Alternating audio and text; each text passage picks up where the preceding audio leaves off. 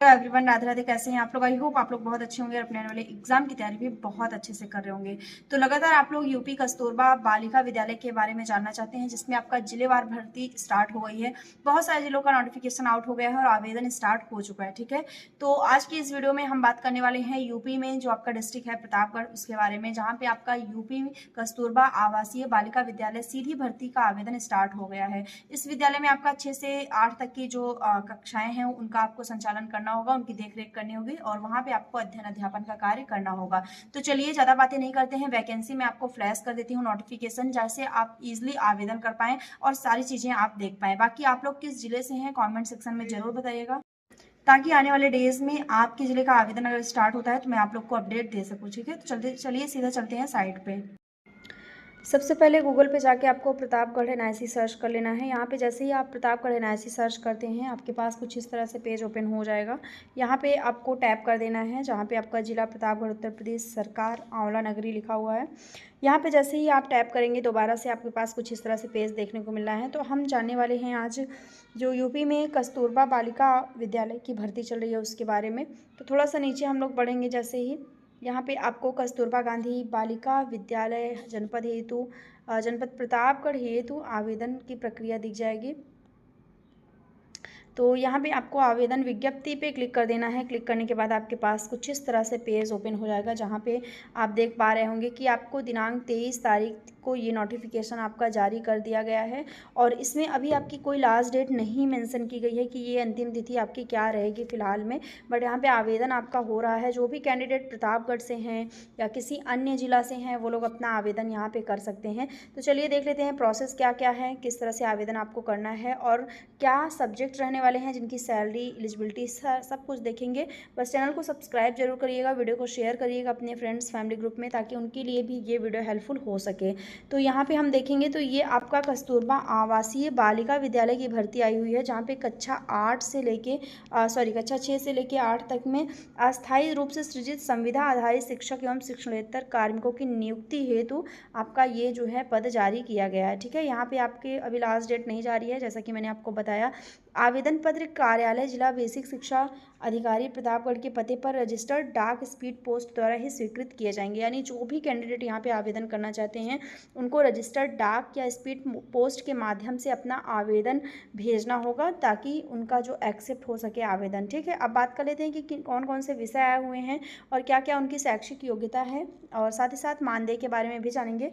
तो सबसे पहले हम विषय के बारे में बात करेंगे, गणित के बारे में। गणित में आपका बीएससी होना चाहिए। ठीक है, बीएससी में आपका स्नातक होना चाहिए, ग्रेजुएशन यानी आपका बीएससी ग्रेजुएशन होना चाहिए, और आपको यहाँ पे उच्च प्राथमिक स्तर टीईटी की परीक्षा भी पास करनी चाहिए। यानी अगर आपने टेट क्वालिफाई किया है तो आप यहाँ पे आवेदन कर सकते हैं। वेतन आपका 25,410 रुपये यहाँ पे मेंशन किया गया है।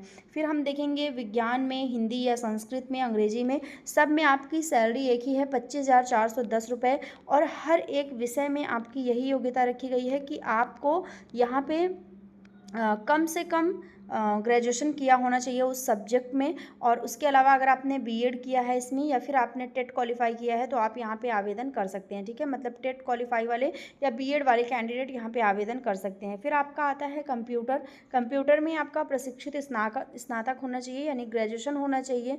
ठीक, ग्रेजुएशन नहीं है आपका तो बीएससी कंप्यूटर साइंस में होना चाहिए। ये भी नहीं है तो आपका यहाँ पे पीजीडीसीए होना चाहिए, ओ लेवल होना चाहिए, मतलब आपका ग्रेजुएशन होना ही होना है। और साथ में आपके पास कोई एक सर्टिफिकेट ज़रूर होना चाहिए, चाहे वो पीजीडीसीए का हो, ओ लेवल का हो या फिर बीएससी कंप्यूटर साइंस का हो। ठीक है, तो यहाँ पे आप आवेदन कर पाएंगे। यहाँ सैलरी की बात करें तो 12,790 आपकी सैलरी मेंशन की गई है कंप्यूटर के लिए। कंप्यूटर के बाद बात करेंगे स्काउट गाइड एवं शारीरिक शिक्षा का भी पद आपको अंशकालिक देखा जाएगा, जहाँ पे आपका स्काउट गाइड एवं शारीरिक शिक्षा में बीपीएड आपका होना चाहिए। बीपीएड, सीपीएड या डीपीएड, तीनों में से अगर कोई एक डिग्री आपके पास है तो आप यहाँ पे शारीरिक शिक्षा पद के लिए अप्लाई कर सकते हैं। 12,790 रुपये आपकी यहाँ पे सैलरी रखी गई है। फिर इसके बाद हम लोग बात करेंगे कला क्राफ्ट एवं संगीत की या गृह शिल्प की, जहाँ पे आपको कला क्राफ्ट एवं संगीत गृह शिल्प विषय से स्नातक होना चाहिए, ग्रेजुएशन होना चाहिए। साथ ही साथ आपके पास बीएड की या फिर एलटी प्रशिक्षण की योग्यता होनी चाहिए। ठीक है, यानी बीएड या एलटी में से दोनों में से अगर कोई एक चीज़ है तो आप यहाँ पे आवेदन कर पाएंगे। फिर इसके बाद बात करेंगे यहाँ पे लेखाकार पद के लिए, यानी क्लर्क का आपका पद आ जाता है, जिसको हम लोग बाबू बोलते हैं, स्कूल में कॉलेज में होते हैं। तो यहाँ पे आपका स्नातक वाणिज्य में एसएस ऑफिस पर कार्य करने का ज्ञान, DOEACC या समकक्ष संस्था से कंप्यूटर शिक्षा में O लेवल डिप्लोमा अथवा समकक्ष अन्य योग्यता पर वरीयता प्रदान की जाएगी। यानी कि अगर आपने ग्रेजुएशन किया है वाणिज्य से, कॉमर्स से, बीकॉम अगर आपने किया है और उसके अलावा अगर आपके पास O लेवल की डिग्री है, ठीक है, O लेवल बीकॉम आपका होना चाहिए, बीकॉम के साथ साथ आपके पास O लेवल होना चाहिए, अगर है तो आप यहाँ पे आवेदन कर सकते हैं, ठीक है, O लेवल आपका होना ज़रूरी है। सैलरी की बात करें तो 14,357 रुपये यहाँ पे आपकी सैलरी मेंशन की गई है लेखाकार के लिए जनपद प्रतापगढ़ में। फिर आते हैं नेक्स्ट, आपका यहाँ पे जो पद वो है सहायक रसोइया और चपरासी का, जहाँ पे दोनों में आपकी कक्षा 8 पास होना चाहिए। अगर आपने कक्षा 8 पास किया है और आपकी कोई भी शारीरिक अक्षमता नहीं है, यानी शारीरिक रूप से आप एकदम ठीक हैं, संक्रमण आपको कुछ नहीं है, संक्रामक रोग कोई नहीं है, तो आप यहाँ पे आवेदन कर सकते हैं। 6,755 रुपये यहाँ पे आपकी सहायक रसोइया की सैलरी है। इसके अलावा चपरासी की सैलरी आपकी 7,505 रुपये यहाँ पे मेंशन की गई है, ठीक है। तो जो भी कैंडिडेट इन पदों पे अप्लाई करना चाहते हैं वो लोग ध्यान दें। आवश्यक नियम एवं शर्तें भी इसमें रखी गई हैं, जैसे कि उसको भी ध्यान दे लेते हैं कि क्या क्या चीज़ें हैं और क्या नहीं होना चाहिए। तो आपको सबसे पहला पॉइंट मिलेगा कि आवेदन पत्र साफ एवं सुंदर अक्षरों में हस्तलिखित टंकित ही स्वीकार किया जाएगा, जिस पर अभ्यर्थी का पूर्ण बायोडाटा अंकित होना अनिवार्य है, ठीक है। यानी आपका साफ सुथरा डॉक्यूमेंट्स होना चाहिए और सारे बायोडाटा उस पर लिखे हुए होने चाहिए, सारा बायोडाटा आपका होना चाहिए। अगर नहीं होगा तो अपूर्ण एवं अस्पष्ट पे आपका यहाँ पे निरस्त कर दिया जाएगा, ठीक है, यानी आपको एक्सेप्ट यहाँ पे नहीं किया जाएगा। इसके बाद बात करेंगे आपकी एज की, तो 25 वर्ष आपकी मिनिमम न्यूनतम आयु होनी चाहिए और अधिकतम आयु आपकी 45 वर्ष से अधिक नहीं होना चाहिए, ठीक है, नहीं तो आपको यहाँ पे चयन की प्रक्रिया से बाहर कर दिया जाएगा। एज रिलैक्सेशन भी आपको दिया जाएगा। अब बात कर लेते हैं कि पूर्णकालिक शिक्षिका और अंशकालिक शिक्षिका एवं लेखाकार के पद पर चयन मेरिट के आधार पर किया जाएगा, यानी आपके जो भी शिक्षिका के पद हैं उनके पदों पे आपका मेरिट के आधार पर चयन किया जाएगा। और जो भी चपरासी एवं सहायक रसोइया का पद आया हुआ है उनका चयन साक्षात्कार के माध्यम से किया जाएगा, ठीक है, और वहाँ पे चेक किया जाएगा कि किसी भी प्रकार की उनको रोग और बीमारी ना हो, ताकि स्कूल में या बच्चों के सामने किसी भी प्रकार की कोई भी दिक्कत वहाँ पे ना फैलने पाए। फिर इसके बाद बात करेंगे कि आपका यहाँ पे जो मानदेय होगा वो राज्य परियोजना कार्यालय के समय पर दिए गए निर्देशों के अनुसार देय होगा, ठीक है, यानी आपको यहाँ पे जो भी मानदेय होगा वो आपका मानदेय राज्य परियोजना कार्यालय के समय साथ साथ आपको यहाँ पे मतलब उन्हीं के अंतर्गत आपको दिया जाएगा, ठीक है। अब इसके बाद आगे बात करेंगे तो आपको यहाँ पे देखने को मिलेगा कि किस तरह से आपको डाक टिकट पे 40 रुपये का डाक टिकट आपका आता है, जिसको लगाकर आपको जमा करना अनिवार्य है। लिखा आपका यहाँ पे आवेदन पत्र के साथ स्वयं का पत्राचार का पता लिखा 3 लिफाफे, जिसमें प्रत्येक पर 40 रुपये का डाक टिकट लगाकर जमा करना अनिवार्य है, ठीक है। आपको यहाँ पे जमा कैसे करना है वो भी प्रोसेस लिखा हुआ है। अब इसके बाद बात कर लेते हैं कि